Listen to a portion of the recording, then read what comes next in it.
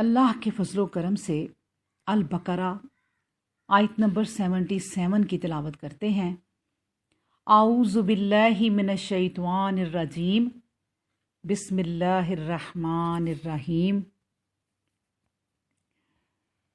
اولا یعلمون ان اللہ یعلم ما یسرون وما یعلنون۔ اولا کیا بھلا نہیں، یعلمون وہ علم رکھتے، ان اللہ کہ بے شک اللہ، یعلم وہ جانتا ہے، ما جو یسرون وہ چھپاتے ہیں، وما اور جو یعلنون وہ ظاہر کرتے ہیں۔ کیا مطلب کہ اللہ سبحانہ و تعالی کیا وہ نہیں جانتے کہ جو کچھ چھپاتے ہیں اسے بھی اللہ جانتا ہے، اور جو کچھ ظاہر کرتے ہیں وہ بھی اس کے سامنے ہے۔ اللہ اکبر۔ اب دیکھیں، بات یہ ہے کہ علماء یہود کی مثال اس پرندہ کی سی ہے جس کو خوراک حاصل کرنے کے لالچ نے ایک باریک دانہ تو دکھا دیا، لیکن وہ اتنے بڑے جال کو نہ دیکھ سکا۔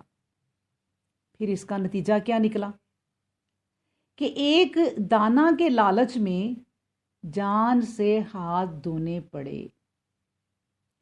دیکھو کتنی موٹی سی بات ہے کہ اللہ کے لیے ایسے امور کی اطلاع اپنے رسول کو دے دینا مشکل ہی کیا تھا۔ اللہ تو وحی کے ذریعے اپنے نبی کو ہر بات سے آگاہ کرتا ہے۔ کور مغز یہود اس امکان ہی کی طرف اپنا ذہن نہیں لے جاتے تھے کہ اس مدعی نبوت یعنی محمد رسول اللہ صلی اللہ علیہ وآلہ وسلم کا تعلق اللہ تعالیٰ کے ساتھ واقعی کچھ ہے۔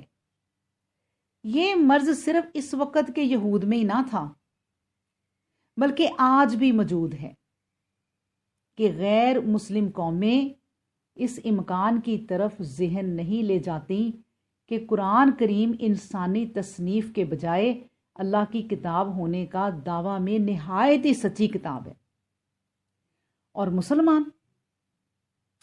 مسلمان اللہ کی کتاب تو مانتے ہیں، لیکن صرف ثواب اور آخرت کے لیے اس کی تلاوت کرتے ہیں، لیکن دنیاوی زندگی کے لیے ایک قانون الہی کی کتاب کے طور پر انہوں نے بھی شاید دل سے تسلیم نہیں کیا۔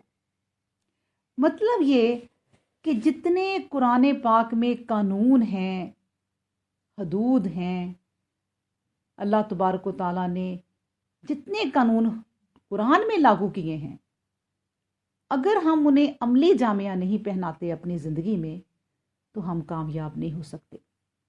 یہی وجہ ہے کہ آج من حیث القوم وہ دنیا میں ذلیل و خوار ہیں۔